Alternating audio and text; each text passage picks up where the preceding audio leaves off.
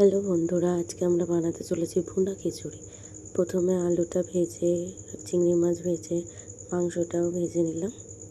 তারপরে আদা রসুন পেঁয়াজ সব মশলা, জিরে গুঁড়ো, ধনের গুঁড়ো, লঙ্কার গুঁড়ো সব কষিয়ে আলু ভাজাটা দিয়ে আবার কষিয়ে, তারপরে ভাজা মাংসটা দিয়ে ভালো করে কষিয়ে, তারপরে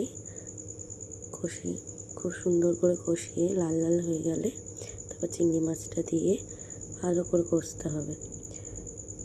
ভালো করে কষিয়ে নিয়ে